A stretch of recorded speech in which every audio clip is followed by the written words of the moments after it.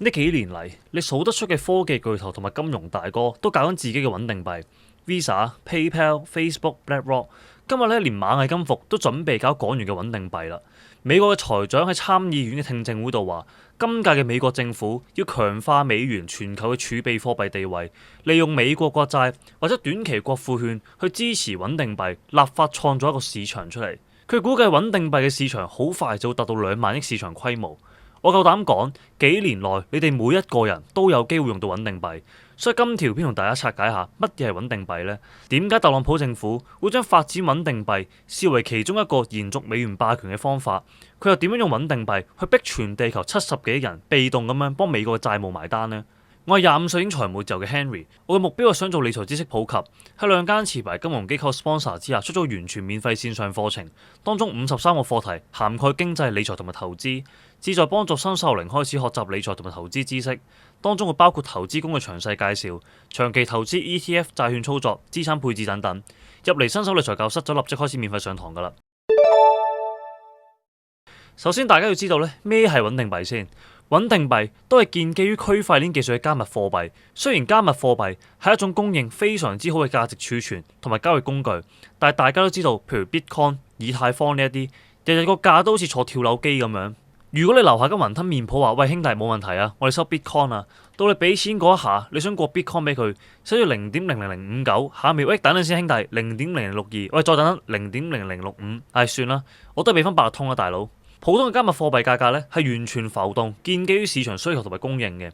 而穩定幣就係同某一種嘅資產掛鈎，譬如係法定貨幣啦或者黃金咁樣。如果係美元嘅穩定幣，譬如 USDT， 佢就係致力於維持永遠咧1 USDT 等於1蚊美金，令到穩定幣成為一隻適合大家真係用嚟交易媒介嘅貨幣，而唔係炒上炒落嘅投機工具。嗱，可能大家唔知啦，事實上咧，淨係目前起步冇耐嘅美元穩定幣處理嘅交易量規模已經大過 Visa 加埋 Mastercard。根據世界經濟論壇2025年嘅報告，美元嘅穩定幣喺2024年嘅總轉帳量係達到27.6萬億美元嘅，而 Visa 同埋 Mastercard 分別咧就13.2萬億美元同埋9.8萬億美元，加埋咧就係23萬億美元啦。咁點解個世界已經轉緊去用穩定幣做交易，而唔係用傳統金融系統呢？簡單啲咁樣講咧，就係又快又平又方便，因為區塊鏈係可以無視地域限制。無論你同我面對面過錢，定係你過錢去俾加拿大嘅二奶咧，同樣都係幾分鐘就搞掂噶啦。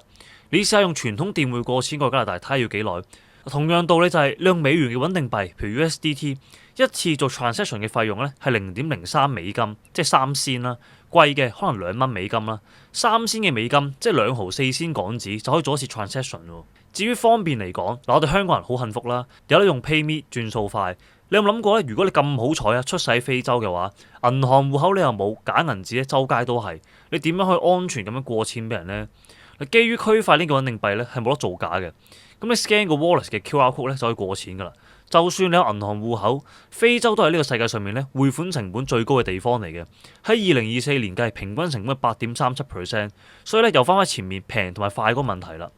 而呢啲傳統金融系統嘅障礙咧，係存在全世界任何一個角落嘅，包括香港，即係多與少嘅問題啫。所以穩定幣有區塊鏈嘅高效、低成本同埋隱密性，又可以有非常穩定嘅價格，同現實嘅資產，譬如法定貨幣掛鈎，咁就令到穩定幣越嚟越受到市場認可，同埋全世界包括美國政府都想收歸佢。嗱，by the way，我之前咧同香港持牌加密貨幣交易所 HK Exchange 咧合作做咗免費嘅小課程，1連6集係講解加密貨幣嘅背景、區塊鏈技術同埋應用、比特幣同埋以太坊嘅運作、智能合約、點樣安全咁樣投資加密貨幣、去中心化金融等嘅課題嘅。咁如果你有興趣了解多啲加密貨幣本身嘅嘢咧，可以入嚟新手理財教室度，再 click 去加密貨幣101課程咧，就更加多詳細新手教學噶啦。咁穩定幣既然係同資產譬如美元掛鈎嘅話，理論上就係保證佢1蚊穩定幣真係可以換到1蚊美元翻嚟，咁樣咧佢先有市場價值同埋大家相信佢噶嘛。就等同於港紙，你話聯繫匯率保證1蚊美金等於7.75至到7.85嘅港紙。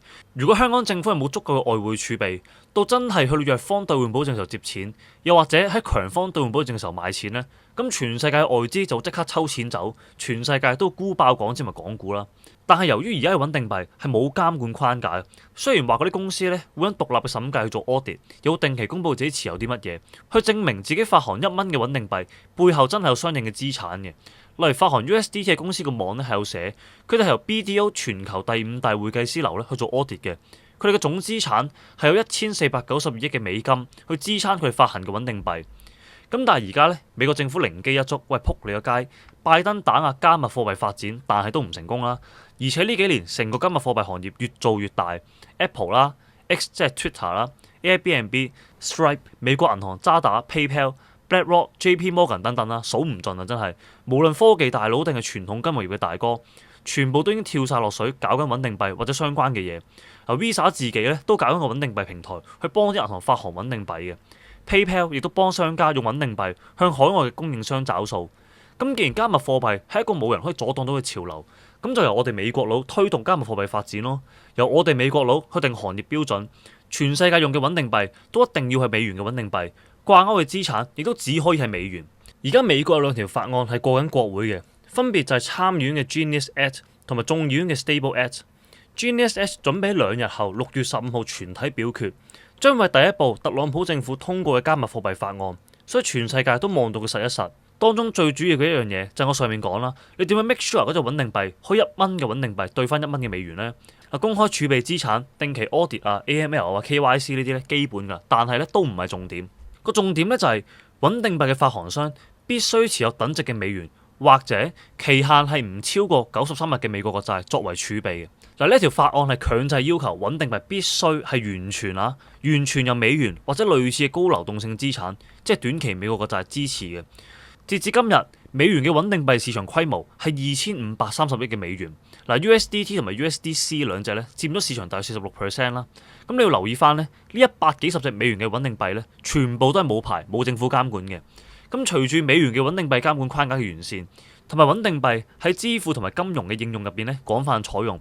美國財長自己都話啦，好快咧就達到2萬億嘅規模噶啦。渣打嘅預測咧就係話2028年咧會到2萬億啦。花旗預計咧2030年1.6萬億。華爾街有報道就話，美國最大嗰堆銀行係嗰堆啊，唔係嗰幾間啊，討論緊咧成立一間合資嘅穩定幣企業，當中包括啲咩咧？摩根大通啦、美國銀行、花旗集團、富國銀行等等啦。如果美國佬係要搶成個穩定幣市場行業標準翻嚟，令到全世界金融科技系統咧要接入去美元穩定幣，3年之後2萬億絕對唔係一件意外嘅事嚟嘅。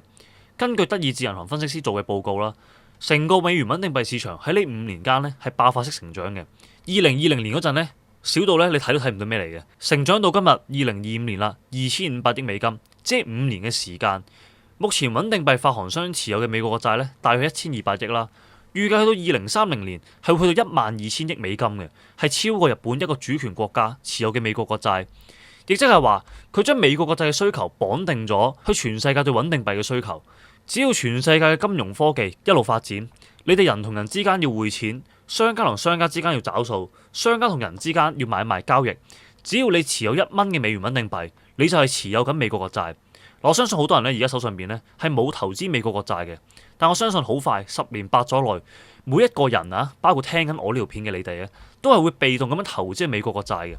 如果你係做電商生意嘅話，以前電匯入錢俾你係要3日嘅，外加3% 手續費。而家美元嘅穩定幣入錢俾你10分鐘到戶口2美金一次，你會點樣揀呢？又或者第時你生咗個衰仔送佢英國讀書，本身過錢俾佢咧等5日，再加香港銀行收續費250蚊一次，英國銀行咧收錢又再收你250蚊一次。咁而家用美元穩定幣咧10分鐘過到俾佢啦，2美金一次，咁你會點樣揀呢？點解 USDC 嘅發行商 Circle 上市1個星期可以升300% 咧？就係因為市場見到美元穩定幣將來發展嘅潛力，而市場亦都見到美國佬要搶呢個行業標準翻嚟嘅決心。所以你話美國國債會爆？唉，美國佬搞得掂㗎啦，兄弟。今日咧講咗咁多先，中意嘅記得幫手 like、subscribe、share 同埋 comment 啦。記得 follow 埋 IG 同埋 podcast， 記得入埋呢名 WhatsApp group 啊。有冇 share 到 IG 同埋 YouTube 冇講嘅嘢？我哋下次再見啦，拜拜。